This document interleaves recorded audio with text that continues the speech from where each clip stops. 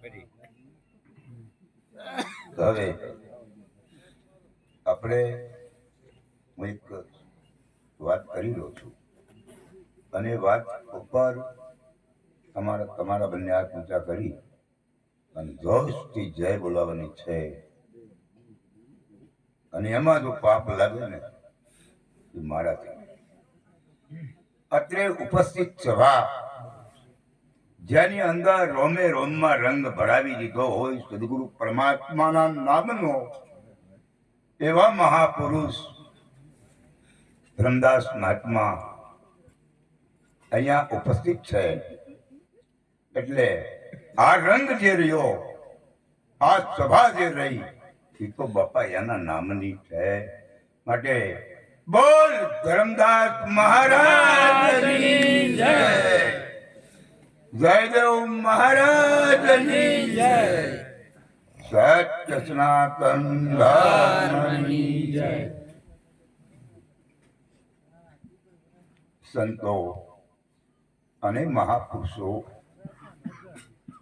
આપણી અનંત પેઢીઓથી હરિગુરુ સંતની રાહને આપણા વડીલોને સમજાવતા આવ્યા. પણ જયદેવ બાપા દુઃખની વાતનું છે કે આવડા મારા અંગ ઉપર પહેરેલા ભગવા અને આ દાઢી ઉપર વધેલા વાળ, આવા લોકો આપણા વડીલોએ એને ભેખ ભગવાન કહીને સંબોધ્યા છે. પણ હરિગુરુ સંતની વાત ક્યારેય ન આપી. આવડાની પાસે આપણા વડીલોએ માગી હોય ને તો એવું કહેવા માંગે તો કોર છે. મને તમને જન્મદાતા માતા એ ઓરમાં તો બહાર કાઢી નાખે. હવે ઈ ઓર વહી ગયા પછી આપણી ઉપર અંધકારની ઓર પડી છે, અજ્ઞાનની આંધીનો પડદો પડ્યો છે. ઈ પડદો હટાવવા માટે આપણે આને કહેતા હોય. પણ ખરી વાત તો જયારે આપણને આવા મહાપુરુષો મળ્યા ભાઈ, અને જે હકીકતને આપણને ધ્યાન લેવડાવ્યું કે ભાઈ તારી અંદર તું જયારે ખોજ કરી લે ને તો આવડા ભેખ વાળા જે રહ્યા ને એનો માનવાની તારે જરૂર નથી. કારણ કે ભગવાન પહેરી લેવાથી ભગવાન પ્રાપ્ત નથી થઈ જતો. દાઢી વધારીને વાળ માથાને બાંધી દેવાથી ભગવાન નથી મળી જતો. અગર જો એ મળી જતો હોય તો વડીલાને વડવાય છે.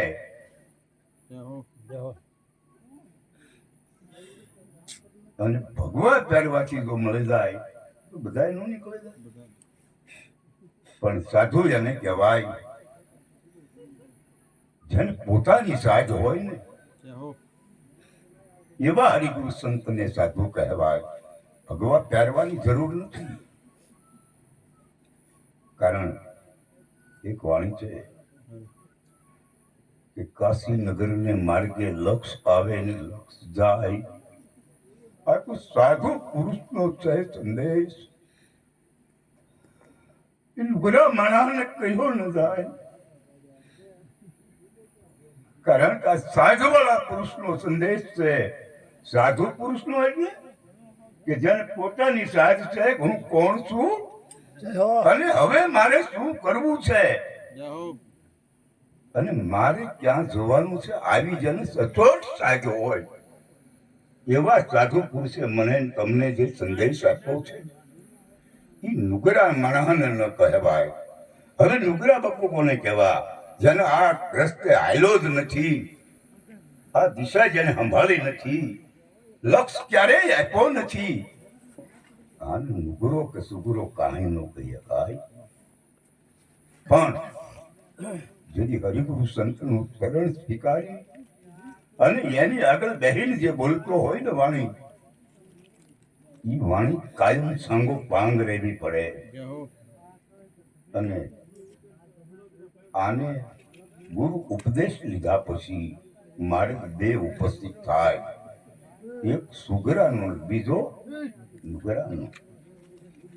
ગુરુ મહારાજના આદેશનું પાલન કરે, હર ઘડી પલ સદગુરુ મહારાજ એના લક્ષમાં રહે.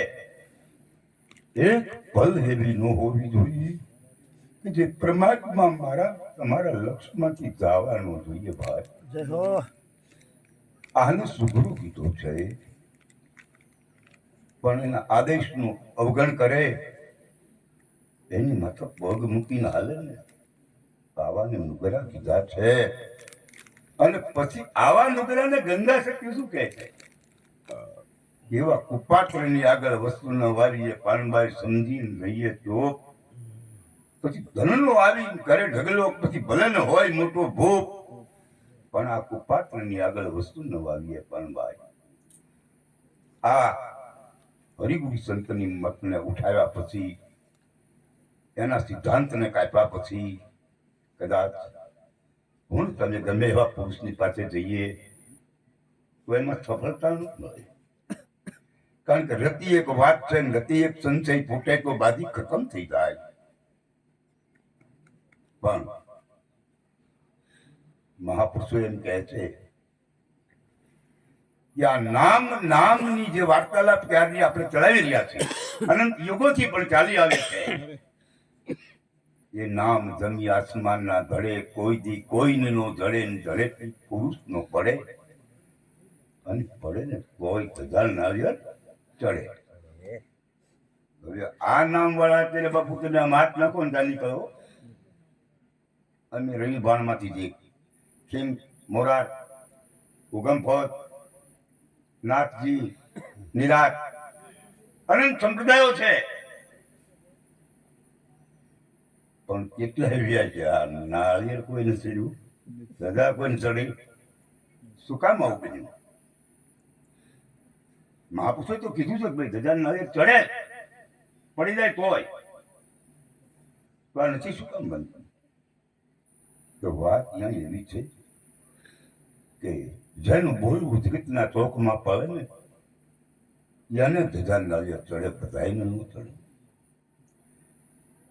જેનું બોલવું એટલે અમારે દેવરાજ મહારાજને મારે વાત થઈ હતી કે ભાઈ તમારે પ્રોગ્રામમાં આવવાનું છે સંતવાણીમાં, તો કદાચ હું અહીંથી નીકળું, આટલું ટેકનિકલ વિષય છે વાહનનો, કદાચ તકલીફ થઈ ન આવવાનું, તો એ બોલવું ન ભૂલ્યું કહેવાય ને.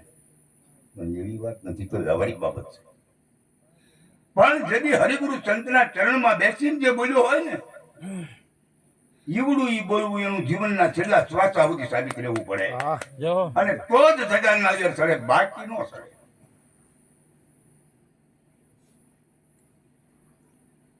હરિગુરુ સંત મહાપુરુષના સાનિધ્યમાં જઈ, કારણ કે સંતો તો ઉદાર દિલના છે, તેની અંદર એટલો બધો પ્રેમ છે કે મને મારા સદગુરુએ જે લક્ષ્ય આપ્યો છે, અને એ લક્ષ્ય એનો આદેશ છે કે જગતના જીવાત્માને તારી પાસે કોઈ પ્રેમ કરીને આવે ને તો તું એને ઉગાડજે. આવો ભાવ લઈને આવનારને સદગુરુ પરમાત્મા જરૂર ઉગાડે, પણ વાત લઈને આવ્યા પછી બાપુ બહુ પરિવર્તન છે. કારણ કે આપણને ખબર તો પડવી પડે ને. મહાપુરુષો કહે છે વાણી અમારી ફેર ગઈ ખારી તો મીઠી ભાઈ હોય તન હોય દે. શું કામ? તો સદગુરુ કે ઉપદેશ. આપણી વાણી ખારી હોય, મીઠી થઈ જાય, આ શરીર આ જ દેહ, શા માટે? સદગુરુ મહારાજનો ઉપદેશ લીધા પછી.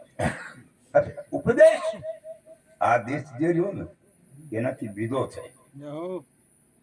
એટલા માટે એનો ઉપદેશ નામ આપવામાં આવ્યું છે. કારણ કે આ દેહ તો છે જ, પણ હરિગુરુ સંતના ચરણમાં જાવ ને એટલે આની સિવાયનો બીજો દેશ છે, અને એવો દેશ છે જેને ગંગા સતીએ વર્ણવ્યો છે કે આ પિંડ બ્રહ્માંડ થી પર મારા ગુરુનો દેશ બતાવો, બીબક પાડી દઉં બીજી પાર.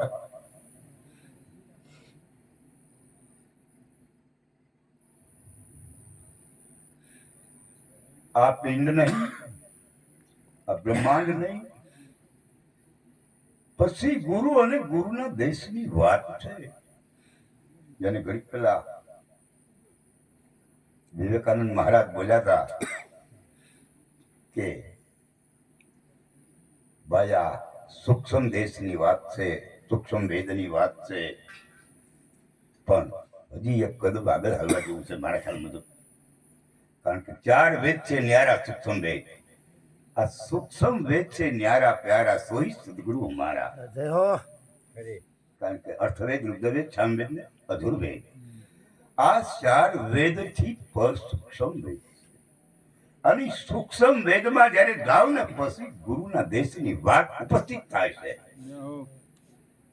અને ઈ પરાપારની વાણી છે.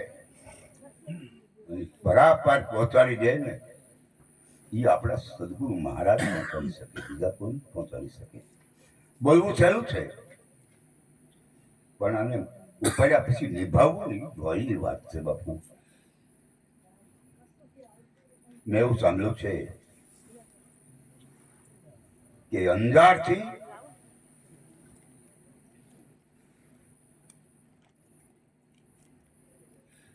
જેસર કચ્છ ધરતીનો કાળો નાગ કહેવાય, એ અહીંયા સોનગઢ આવે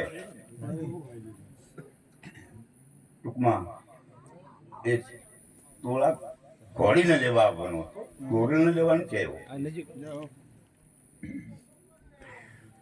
પણ ત્યાં ભજનનો પ્રોગ્રામ હતો. વિચારો ભજનની તાકાત કેવી છે. એ નો જાહેરમાં આવી તો ભાઈ બધા એવું કહે છે કે મેઘ મારી દીધી હતી, પણ આવડી આ મેઘ તો હારી વાગે ઉભું રહેવાય. પણ આપણા સંતોએ બાપુ આ હરિગુરુ સંતની વાત રૂપની મેઘ મારી છે. અને ઈ મેઘ જયારે જો લાગી જાય ને જેસળ જેવાને, તો આપણે જેવા પાપ કર્યા ને. પણ ટૂંકમાં એ વાત જે હેતુથી જોતો એ સાંસતિયા કાઠી તોરલના ઘરવાળા એને પૂછે છે, ભાઈ તારે આવી છોડી શું પીચા માટે કરવી પડે? આ તો લખનું દરબાર છે, અહીંયા તો તું માગ ને ઈ મળે.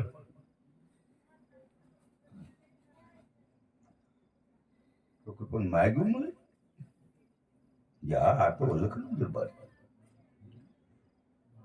તો હું તો ખાલી તોડી ઘોડી લેવા આવ્યો. તોડી ઘોડી તું લઈ નહીં જઈએ તો કેમ? તું એની પર રામ ન વળી તો પણ કે મારે લઈ જવાની છે.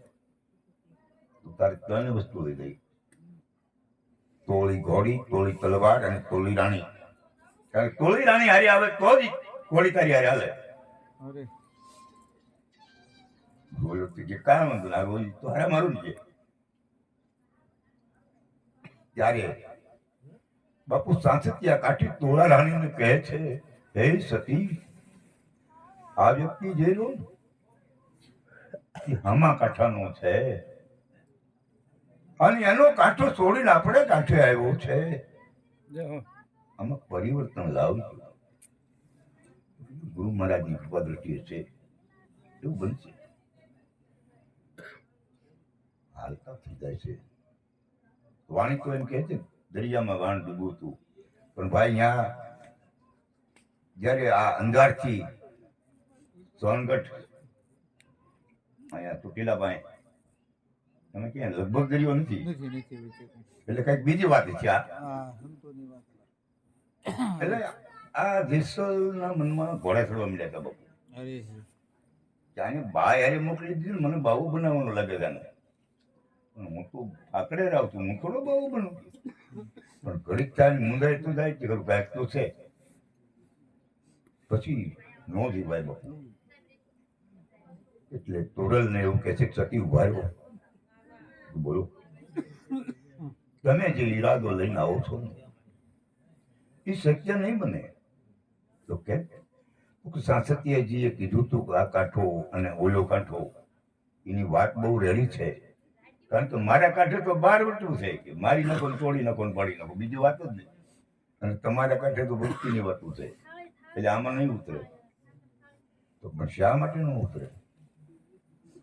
હે સતી, આ સંસાર રૂપી સાગર આખો, એમાં મારી કાયા રૂપી નાવડી ડૂલવા માંડી છે. કારણ કે પાપ રૂપી મોજા દશો દિશાએથી જોડું મારે છે. એ કઈ દિશા એવી નથી કે હું હવે આમાંથી બહાર નીકળી શકું.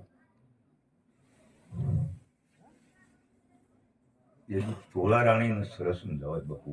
રામદેવજી મહારાજ હતા, કૃષ્ણ હતા, રામ હતા, હનુમાનજી હતા. આજ આપણે બધા જેટલા ભગવાન માનીએ છીએ બધા હતા જ તેથી. પણ ચોલા રાણીએ એવું એકયનું ન કીધું તું રામને ભજી લેતું, હનુમાનને ભજી લેતું, કૃષ્ણને ભજી લે તારો મેળવી જાય. પણ બાપુ તોરણ સતીએ પ્રકાર એવો ફેંક્યો તો પાપ તારું પોકાર જાણે જાઓ,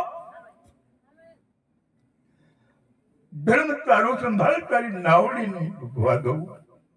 હે જાડેજા, તે જેટલા પાપ કર્યા હોય ને એ આ જગતના ચોકમાં પોકારવા માટે. પણ બાપુ આપણે તો હારી વાતો કરવા તૈયાર છીએ. આપણે સાના ખેલ કીધા હોય કેવી આપણે ઈબડી જેથી જાહેરાત કરવી ને તેડી આમાં મેળ આવે એવું છે. ત્યારે એક એક મુદ્દાબાજ એના પાપનો પુકાર કરે અને છેલ્લે થાકી જાય જે સ્થળ. હે સતી, મારા મથેતા જેટલા વાળ, મારા માથામાં જેટલા વાળ છે એટલા મેં વિક્રમ કર્યા છે અને હવે શક્ય નથી. પણ કે બાપને પોકારી દે તારા ધર્મને સંભાળે તારો મેળ લાગી જાય. એટલે બાપુ એ કાઠી હતો, રાજપૂત હતો, થોડીક તો સમજણ હોય. એ કરવા ઘડીએ ઘડીએ એમ કે છે તારો ધર્મમાં ભગવાન તો ક્યાંય કોઈ આવતું નહીં. છતી તમારી વાત મને સમજાતી નથી. તો કેમ? તો મને મારા ધર્મની જ ખબર નથી. મારે માની લેવો છે પણ મને મારા ધર્મની ખબર તો હોવી જોઈએ ને. બાપુ ધર્મ એટલે ફરજ થાય. અહીંયા આપણને નોતરું આપ્યું છે, બધાને બોલાવ્યા છે, એની ફરજમાં જે આવે બધું કરવું પડે ને. નકર આ કરેલું બધું પાણી લાયક નહીં. એટલે પછી તેને પોતાના ધર્મની અને પોતાની ઝાંખી કરાવે. બાપુ ઉપદેશ તો આપણે લઈ આવ્યા છીએ બધાય, હરિગુરુ સંતની વાત. જેમ આપણે ઘરે દીકરી દીકરાના લગ્ન કરો ને ધાન પ્રણીને ઘરે વહી જાય, એટલે આ દીકરી વાળાને એવું થાય આપણે કામ ઉકલી ગયા. ઓલા ધાન લઈ લે એટલે દીકરા વાળાને એમ થાય કે આપણે કામ ઉકલી ગયા. એટલે તમે સારે ઉકલી ગયા છો, પણ આ બે ને બિચારીને હવે ઉભો થયો ઝરકાય નો. કારણ કે હવે જિંદગી જીવવાની છે અને સાંગો પાંચસો જીવી જાણે તો હરિગુરુ સંત નો મત સમજાય. એમ વાત તો હું તમે લઈ આવ્યા છીએ, પણ આને સાંગો પાન નિભાવવી પડે. હવે નિભાવવી કેવી પડે? મેં એવું સાંભળ્યું છે જેસલ રાય વાત લાવ્યા પછી એક મંદિર હોય અને જેના બનેવી સાહેબ ને આવે, જેના ભાણિયા મારી નાખ્યા હતા ઈ. એટલે આના તો દાય નથી બાપુ. એટલે એન્ટર નો મારે એક સાબકો સાલા જેસલ શબ્દો સીધા જડેજા બોલું ન બોલું. 3 વાર છબકના ઘાવ કે હે જેસલ જાડેજા થઈ જા માટી. એટલે ત્રીજી વાર મારી લીધા પછી ચોથી વાર હાથ ઊંચો કર્યો ને એટલે જેસલે કીધું બસ. એટલે ઓલો ઉભો ગયો. હે પુંજની, તમે જે જેસલ ધારીને મને હથિયાર ચાબુકના મારી રહ્યા છો ને, આ ઈ જેસલ નથી, આખો તોરણ નો બની ગયો. અને જો હું જેસલ ધારે તો હોત ને તો ભલા મારા તારી શું મજાલ છે મારી આમ જોવાય. પણ હું ધારે તો મટી ગયો છું અને હું તો સતી તોરણ ગયો છું. એમ બાપુ આપણે તો હજી ધારેદાર જો નો મટવું હોય અને હરિગુરુ સંતના બાલક નો બનવું હોય તો વાત ને આપણે લાવ્યા હોય તો કાંઈ લેવા દેવા નથી. બોલવું આ બધું સહેલું છે ભાઈ, પણ આનો આબાદ કરવું અને સાબિત કરવું ને એ અતિ મુશ્કેલ છે. કારણ રામ આ જગતના ચોકમાં ક્યાંય છો જ નથી. રામ તમારા દિલ ભીતર અને બાહિર છે. કારણ કે રામ 4 છે. એક રામ सकल पधारा, दूजा राम सब घट में बोले, तीजा राम देहदारी, चौथा राम सबसे न्यारा. बुंद राम का हुआ सकल पसारा. ये सारू ये विश्व जे बन्यू से बुंदना आधारित बन्यू છે. અને સોહમ રામ सब घट में बोले, દેહદારી જેનું સંચાલન મનરૂપી થઈ શકે એવડો અને ચોથો રામ સબસે ન્યારો. એ તો આવા કોઈ સંતોના મુખમાં રહી બોલે, બાકી કોઈથી ન બોલી શકાય. હવે એ પુરુષ મહાપુરુષોએ અનંત સમયથી વાત બધાને પીરસી છે ને બધાએ વળી ગયા છે ને બધા ઉડાય થઈ ગયા છે, પણ ઈવડાઈ જે કરી શકતા ને ઈવડું યાદ આપણે નથી શું કામ કરી શકતા. ઈવડે ને બાપુ જેટલું નક્કી હતું ને એવું નક્કી પણ ઘટે છે. અટક મન કોઈ જી ડગર નહીં, ભલે ભાગી પડો ગરબાંડ વિપત પડે વણસે નહીં સોય હરિજન ના પ્રમાણ.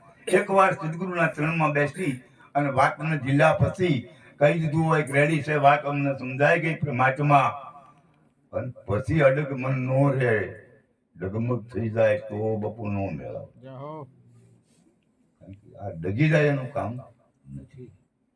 એટલે ગંગા સતી એમ સામાન્ય એક નારી છે, ઈ એમ કે ભાઈ આ અડગ મન કોઈ જે ડગે નહીં એટલે ભાંગી પડે આ બ્રહ્માંડ. પછી ગમે એટલે આવરણો આવે પણ તો અહીંયાથી હટવું ન જોઈએ. હવે આપણે તો થોડુંક કઈક વાંધો પડે ને ત્યાં તો બગડી જાય કે તું આપણે કે બધા માતાજીને માનવાનું બંધ કર્યું, ભલાના માનવાનું બંધ કર્યું, ગુરુમ ગીરી ગયા ને એટલે આ થાય. એટલે આ ગુરુ જે કોણ છે? આ વ્યક્તિ જે એની વાત છે. તમે આ ઘાટને માની લીધો ને એટલે એમાં અઘાટ સ્વરૂપ જે સાકારનું, એ સાકાર સ્વરૂપે શબ્દ સ્વરૂપ ધારણ કરીને તમારી લક્ષ્યમાં આપે, અને પછી મારી તમારી વચ્ચે અહીંયા જે પાવર પીડ્યો છે ને, અઘાટ પાવર છે. 11,500 વોલ્ટ થી પણ વધારે. આથી લાઈન જે મોટી નીકળે ને દ્વારણ, એને 1 ફૂટ જેટલા હોય ને ત્યાં ઉપાડી લે. પણ આ તો કદાચ 500 ફૂટ જેટલા હોય ને તોય ઉપાડી લે. કારણ કે આ એવો પાવર છે મારા ગુરુ પરમાત્માનો. બાપુ એને ઝીલી લીધા પછી ટકી જવું પડે. પૂર્ણ હોય તો ન મેળવે, કારણ કે એને તો આપી દીધું આપણને. પણ આપણી અંદર જેમ આપણે દુકાનમાંથી બાપુ માલ લઈએ જ એટલે એને પૈસા આપી દીધા, એટલે દુકાનદાર તો માલ આપી દે. પણ હવે દુકાનદારને કાંઈ લેવા દેવા નથી. માલ ખરીદીને લાવ્યો છે ને એને જોવાનું છે કે આપણે શું આનું કરવું. એમ સદગુરુ મહારાજને તમે તન મન ધનની બલિદાની કરી દીધી એટલે તમને એનો માલ તમને આપી દીધો. પણ હવે માલને યુક્તિ વાપરો ને તો મેળાવે, નહીં તો ન મેળાવે. બોલવું સહેલું છે પણ પાળવું બહુ મુશ્કેલ છે. બધાને બોલવું છે, બધાને સમજવું છે, પણ વસ્તુ એક એવી છે કે ભાઈ આ અહીંયા કોઈ બહારથી આવે ને, હું બોલતો નો પાદરો મૂંગો બેઠો હતો ને, તો આ સભામાં એવી વિચાર જાગે કે ભાવ આ સભામાં કેમ, આ સભામાં ભાવો હોય જ નહીં. સાચી વાત છે, કારણ કે ભાવાને અહીંયા જામતું જ નથી. કારણ કે ઓલા ન્યાય માગવાનું છે ને અહીંયા માગવાનું બનશે ભાઈ. કારણ કે અહીંયા તો દેવા વાળો દિનો નાથ બેઠો છે. ભીખ માગવાનું કોને છે? કે જેને નિજાનંદની ભાન નથી, જેને હરિગુરુ સંતનો મત સમજાણો નથી. બાકી જેનું લક્ષ સમજાઈ ગયું હોય, જેનું લક્ષ લાગી જાય ને, એની આ વાત છે. પણ હવે ઈ ખબર ક્યારે પડે તો કે બાપુ આ પદાર્થનું વજન જે રહ્યું એ તોલ માપના કાંટા ઉપર થાય અને તમારું ને મારું વજન જે રહ્યું ને અહીંયા તોલ માપનો કાંટો નથી પણ એના બોલવા ઉપર થાય. એ બોલે એટલે સાબિત થઈ જાય કે આ ભાઈની પાસે કેટલો પાવર છે. તો બોલવાનું વજન બધી બધું થાય. હવે આ વાત લાવ્યા પછી એમાં પ્રેમ શક્ય હોય એટલો વધે ને કાંઈ નહીં બાપુ, પણ તમારા ચરણે જયારે જાય ને ત્યારે જે પ્રેમ લઈને જો હોય ને એવડો એ પ્રેમ રહે ને તો આમાં મેળ આવે. હું તો ખુલ્લું બોલવા વાળો માણસ કહું ભાઈ કે દીકરી આપણી બેન દીકરી આપણે ઘરે હોય ને ખાવા પીવા પહેરવા ઓઢવા કોઈ કમી હોય બધું હોય ને પણ એનો જે હેતુ છે ને એ સાર્થક કાંઈ ઘરે ન કરી શકે એટલે આપણે એને કોકના ઘરે મોકલવી પડે બાપુ. અને એ દીકરી જયારે એના ઘરે જાય અને જે હેતુ લઈને ગયો હોય એ હેતુ એને એનો પરમાત્મા પૂરો ન કરે એટલે બાપુ પાછી આવે ને એટલે બાપાને કહી દે મને ઝાર પાઈ મારી નાખી હતી ને મારી જિંદગી બગાડી નાખી. તો એમ આપણે હરિગુરુ સંતના ચરણમાં હેતુ લઈને જાવી ને એવડો એ હેતુ જો ન આપે ને તો એને ગુરુ ન કહેવાય. એટલે અત્યાર સુધી આપણે ગોતા તે બધા બાવા ગોતા હતા અમારી જેવા, અને હવે ગોત્યા છે એ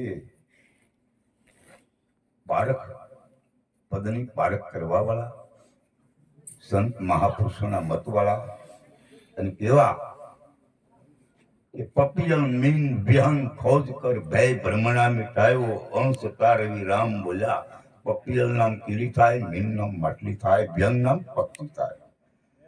કીડી જ્યાં હોય નથી એવો વિચાર કરે કે સામે આંબાનું ઝાડ છે ને કેરી લટકે છે એ ચાકો છે રસ તો કદાચ જાય, પણ આંધી આવે ને એટલે પડી જાય. એમ મૂર્તિ ગુંદાવાળા રહ્યા ને ઈવડે આંધી આવે ને એટલે પડી જાય. 2-3 વખત આવરણ આવે એટલે થાય. એ નો કરી શકે. મેનના માછલી પાણીની માલમાંથી બહાર નો નીકળી શકે ઈ આંબાનો રસ નો ચાખી. એટલે મેલી વિધાના સાધકો રહ્યા ને એની મેલી વિધાને સાધક સાધના નો મૂકી શકે અને પરમાત્માને પામી ન શકે. પણ પક્ષી જે એ બાપુ જ્યાં બેઠું હોય ને ઉડે ને એટલે સીધું શાંત મરે. આવડા છે આવા પુરુષો જ્ઞાની જેને કોઈ જાતની વાર લાગે નહીં. આ જ્ઞાની પુરુષ અમને મળ્યા છે, મહાપુરુષો ગાય છે અને આપણે કાયમ સાંભળીએ છીએ. હવે જ્ઞાન તો ઘણી પ્રકારનું હોય, વ્યવહારનું હોય જ્ઞાન જ કહેવાય કે નહીં. આવડા ભણાવે નિશાળમાં છોકરાને જ્ઞાન જ કહેવાય. પણ ઈ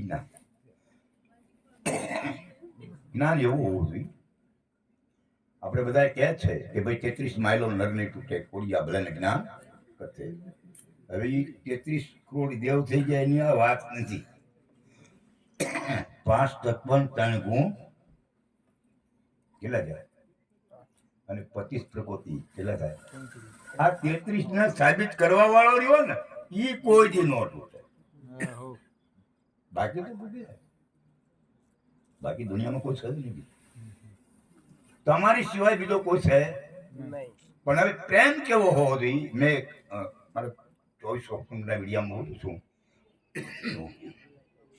કે ભવાનીદાસ મહારાજ અને ધુધલપીર બાપુ બેન સમાજ થઈ. ધુધલપીર ભવાનીદાસ મહારાજને કહે ભાઈ હું તારો ભવલા ગુરુ છું, તારો બાપ છું. ભવાનીદાસ મહારાજ કે ભાઈ તમે મારા બાપ કેવી રીતે? મેં તને આ ઉપદેશ ન કર્યો તો કે ઉપદેશ કર્યો એ વાત કરો કેમ કર્યો?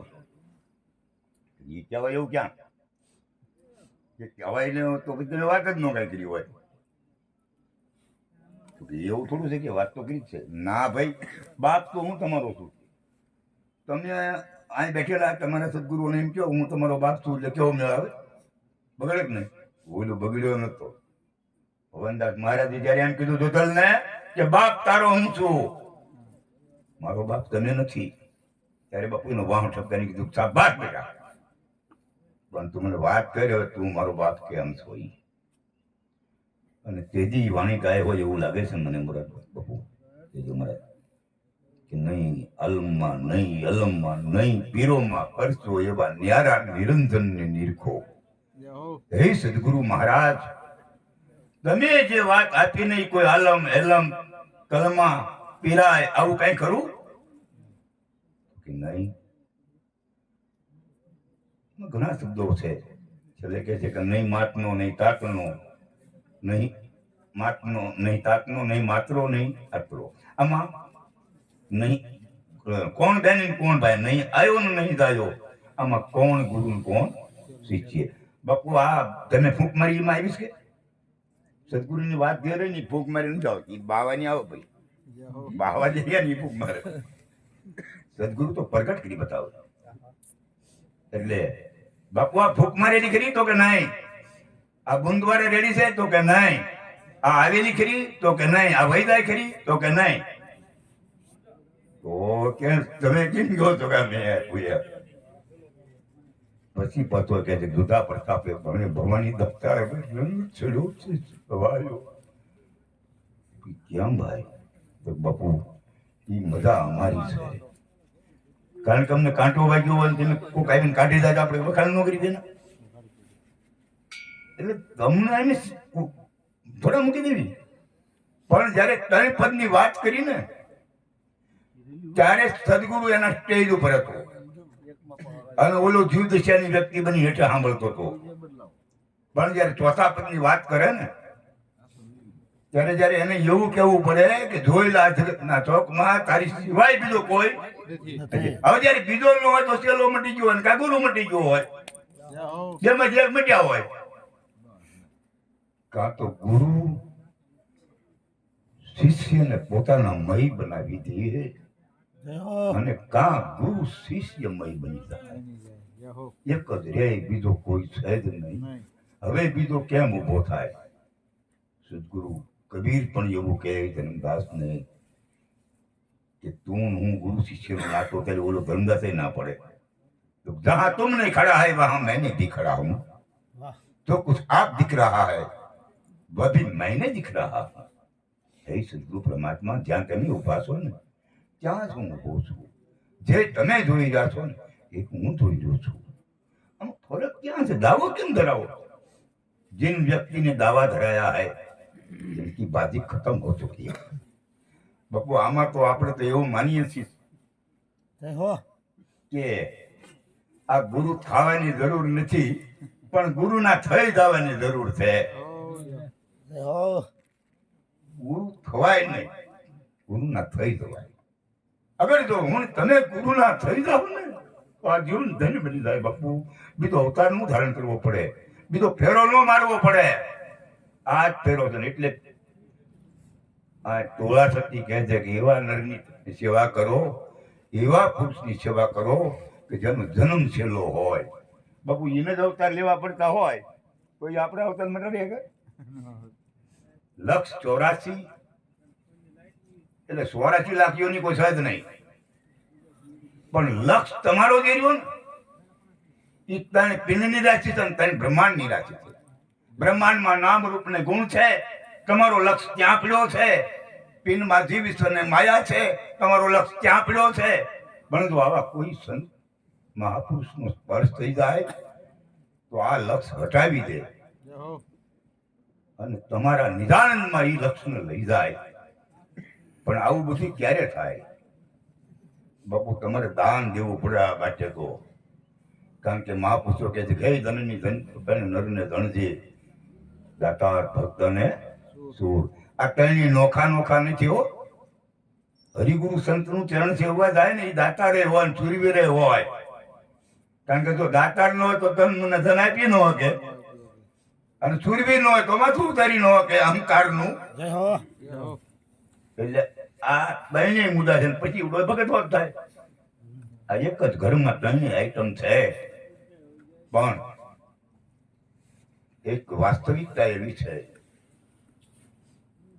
કહેવાય સદગુરુ ભીમ સાહેબે ઉપદેશ તો કર્યો, અને ત્યારે એ જીવન એવું બોલ્યો હતો કે પરમાત્મા મને સમજાઈ ગયો, તો કે એમને વાત કરી તો નહીં અક્ષરની ઉત્પત્તિ નહીં લખ્યાની લી જીવન ગુરુ ભીમ બેટા રાયતનો થઈ ગયો હતી, અજ્ઞાનનું તાળું તૂટી ગયું છે, અંધકાર મટી ગયો છે, હવે મને જ્ઞાન દીપ પ્રગટ થઈ ગયો છે, હવે મને બીજો કોઈ ભગવાન જોતો નથી.